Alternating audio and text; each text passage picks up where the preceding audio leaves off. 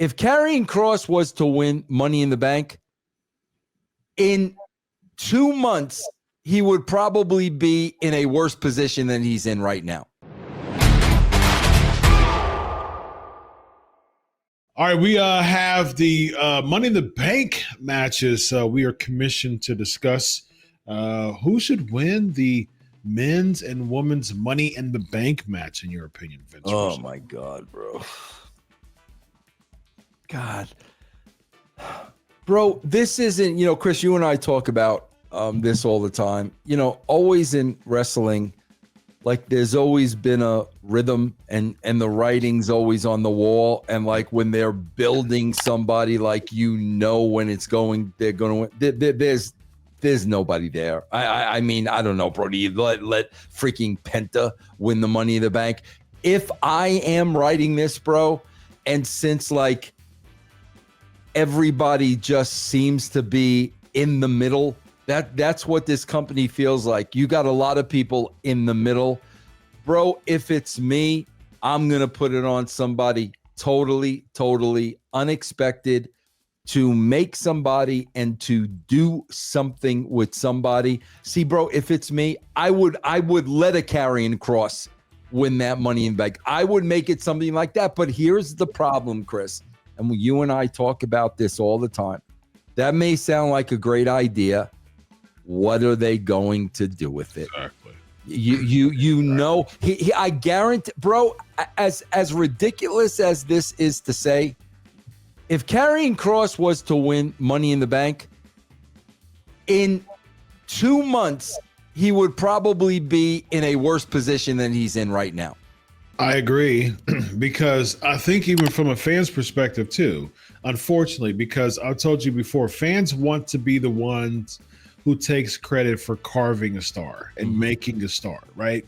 So if WWE jumps in there real quick and makes Kross the Money in the Bank winner, people will start crapping on them because they'll say, okay, well, WWE is, mincing their name into developing Karrion Kross. So therefore we just want to be antagonistic. So we just want to jeer. We just want to go against the establishment just to put ourselves over. Again, it's a part of the character. Like I told you before, it's a part of the fans being a character. I'm not too faithful in the fan base and the WWE for Karrion Kross to win the Money in the Bank and to be able to it actually build him having the case. It won't. I don't look see at freaking Otis. Yes, I mean, like Daniel Bryan, even before he won the championship, I think he lost to, if I'm not mistaken, he lost to Wade Barrett. Bro, they had freaking in the same year. People forget this. Nakamura and Asuka won the Royal Rumble. Yes. Chris, this is what I mean about them, and this is what is so frustrating to me, man. And this is why, I'm like, all I could say is, you guys have no clue to what you're doing, bro. When Karrion Kross did that promo on social media that everybody was talking about, okay, Chris, I would have saw that. And now if I am writing the show, I am opening up the next show with Triple H calling Karrion Kross out. Yes, you have to call audible. You have to. Absolutely. I saw your little display on TV. Yes. Brother, yes. You got something to say? I'm right here. Yep. Let Kross say as a shoot everything he wants to say. And bro, can you imagine if Triple H goes at that time, you know what? I got every right. The way you just spoke to me, I got every right to fire you right here, right now. But I'm not going to do that because that would be the easy way.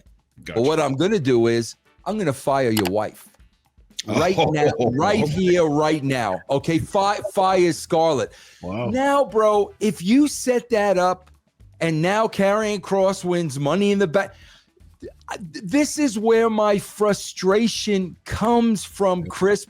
I tell you, guys, if anything, I should be saying, guys, only geniuses can write wrestling.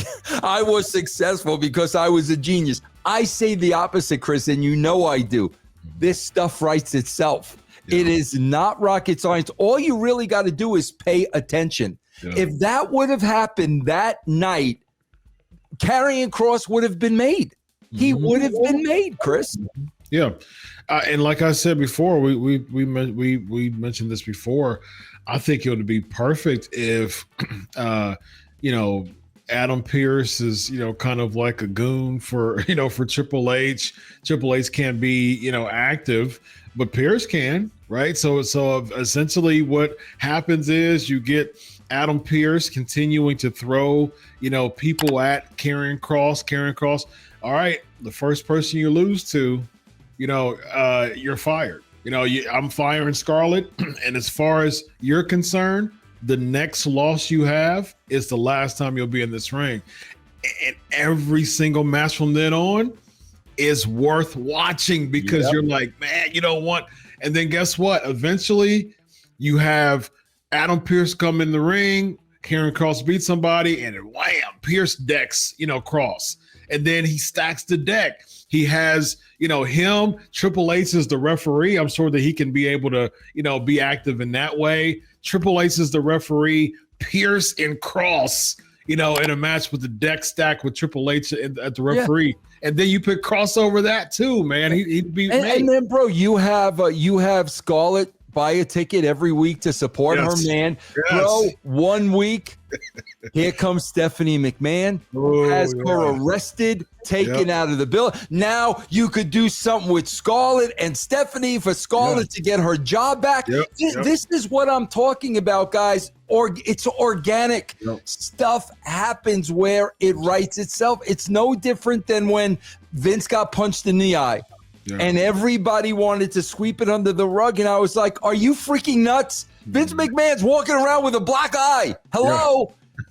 That's the frustrating part to me, Chris. It's right in front of them, and I don't know how they miss it. I don't understand it, man. It's right in front of them. You just said it. It's absolutely right in front of them. It was the same with Bayley. You know what I mean? Because we predicted that Bayley was going to turn, but still it was like, okay, well, make it make sense though. Like give us something as far as Lyra Valkyria causing us to care. You know what I mean? Because otherwise it'll just be another. Okay, Bayley turn. Okay, so what? Now what? You know what I mean? So where do you find Bayley in all this, man? Do you think she's getting the short end of the stick really bad in WWE right now, man? I mean, bro, she's, and again, guys, I'm talking about the character. What's Bayley's real names? I think no. I'll find out. Oh man. I'll find out. I thought she had Isn't it like a Martinez or that's the Martinez part I remember, but I remember her first name though. Her first name Pamela Rose Martinez. Okay, I am sure Pamela Rose Martinez is a sweetheart of a woman. I don't have any doubts about that whatsoever. I really don't. Her character's stale, as stale as you can get. There is no meat on the bone with Becky, not Becky, Bayley. Bayley whatsoever. I mean, there's nothing there. You have to do something. I mean, something needs to be done to totally, bro, revitalize the character. And bro, it seems every time they want to do that, bro, it's either turn a babyface or turn her heel. It's like they never want to put the work or the investment in. It 100%. Takes work and investment. It's not an easy one day, she's going to be revitalized and everybody's going to care about the character and it's going to be brand spanking new. Bro, It doesn't work that way. Agreed. I agreed 100%, Vince. To me, Bayley fits like in the same category as like a Finn Balor or Damian Priest. I agree. You know what I mean? Like it's just they're just there. You know what I mean? Like they're just there. They'll go to babyface, they'll go to heel, they'll go to babyface. Like especially Priest, like he's a babyface and he turns heel and he goes face again. And it's like just because you're turning the person doesn't mean you're actually putting stock in creating or enhancing their character. Like a Priest turn and heel, babyface and heel now he's a face. But if you're booking him to still just feel like a place, a spot to fill on your weekly card, it doesn't cause the character to be stronger than what it was. Bailey to me is almost the exact same. It's just like, so what? The fans like her, yes, indeed. But from a television standpoint, if we're watching the Bailey, if we're watching a Priest, if we're watching a Balor, all three, talent that can do well, they're veteran talent. But why do I care about them though? You know what I mean? And that's Chris, she threw out the bait again, just like Karrion Kross, without them even knowing. She She did an interview with Van Vliet. Yep. And was trying so hard not to say how she really felt. But the thing about Van Vliet is, bro, you feel very comfortable around the dude. Mm-hmm. So you're gonna open up. And bro, she said it. I don't know why they don't call me to do things. Other people go on talk shows and this and that. They never call me. There again, there's the open way. There's the alleyway. Bro, as simple as shooting a scene in the back where, hey, Stephanie McMahon's here this week. Shoot it in the back. Stephanie talking to Bailey. Bailey, I heard what you said on TV, blah, blah, blah, blah, blah. Man, you ever think we don't put you in those spots? Because quite frankly, you've been here for the last 10 years, and every time we put a microphone in your hand, you suck? I mean, I'm just telling you, it's there, bro. This isn't like, oh my God, we got to get in the think tank and come up with maybe we'll make Bailey a female version of Val Venus. Yeah. Bro, that's not what this is. Right. They're giving you the breadcrumbs, man, and you're not taking them. Yeah, I think it'd be cool if Stephanie came in as a special guest one week, and she's taking pictures with like a Lyra Valkyra and just kind of catching up with everybody. Hey, Lyra's, hey, you've done really well with your Intercontinental Championship, and and all of a sudden, like Bailey comes by her, hey Steph, and she's like, hey babe.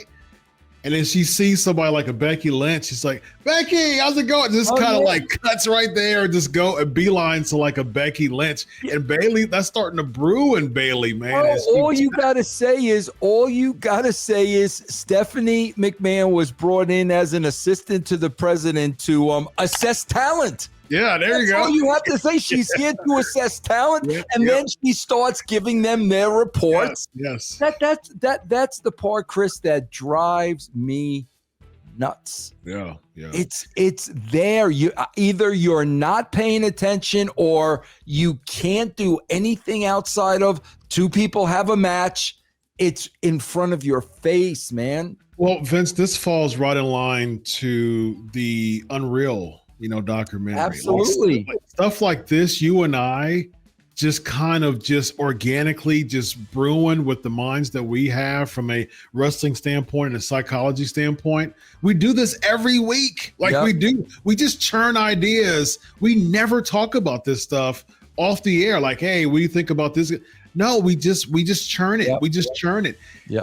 But if you're suit and tied, all roads lead to the focal point of Triple H.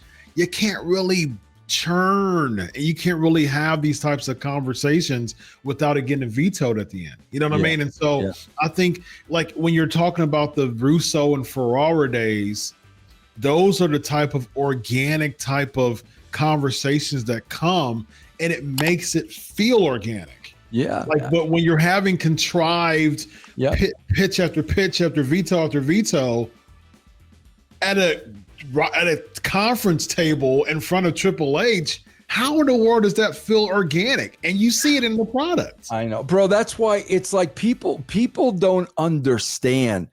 When he was the Mr. McMahon character, Vince with his bravado, and it was F you, F everybody, and he was bulletproof. People don't understand. Stephanie McMahon was never seen. And what did Ed and I go back to? Bro, here's what we went back to. Every time at Vince's house, we saw the relationship. And the relationship was it was as daddy's little girl as you could imagine. And Ed and I are watching this every week, and we're like, bro, that's the Achilles heel. That's the part of Vince nobody wants. He wants nobody to know. Yeah. And that's why when we did Taker in the Ministry, Taker knows Vince well. He worked with him for a long time. He knows there's that Achilles heel. But that's because, bro, our eyes were open to what was around us and what we were seeing and what was going on, man. And we just played that into the show. Absolutely, man. Absolutely, 100%. Well, Vince Russo did offer to work for the WWE if it's for $1 million and it's at home. So did I say that? You said for NXT at least. Yeah. So if it's $1 million and at home. So hey, the offer's there, man. Maybe Chris, real quick, I know we got to wrap this up, but again, I always go to you for psychology. I really wonder, because Chris, I don't think they can miss this stuff. I don't think they can miss it. Obviously, Triple H saw what Karrion Kross said. It wasn't missed. I really, really wonder, bro, if it is the fear of how do we do this? I am not a writer. I don't know how to write this week after week after week. I really wonder if that's what it really comes down to, because you can't miss stuff that's right in front of your face, Chris. Yeah, I think Vince is the fear of the long game. I think if you, because WWE is notorious for starting something and pulling out. In their minds, is I'd rather not start it than get the flack and the backlash for starting something and putting the kibosh on it. Because guess what? They're trying to do everything opposite of Vince, and that's actually something they can do to not have that Vince, curse of starting a character and backing out, starting something, backing out. Karrion Kross is actually one of those people that Vince McMahon brought in, had like some type of Lord Humongous mask in the beginning. He didn't see the money in him. They started to do something again, pulled out. Did something again, pulled out. Got released, came back. You know what I mean? So it seems, unfortunately, Bray was someone like that too. And so Vince McMahon was notorious for give it a little bit, put the kibosh on it. And so it seems as if Triple H doesn't want to mirror that, nor does he want the flack that comes with that. But the problem with that on the other side of that is you're just not starting anything or anybody creatively at this point. Bro, what if you brought back the Wyatt Six and their beef is with management? Oh. My God, bro, like whatever. Chris, we can talk about this all day. Yeah, you and I know damn well we're going to come tomorrow, come Monday, we're going to get the same exact show. Exactly. So what's the point? Exactly. What's the point, man? Yeah.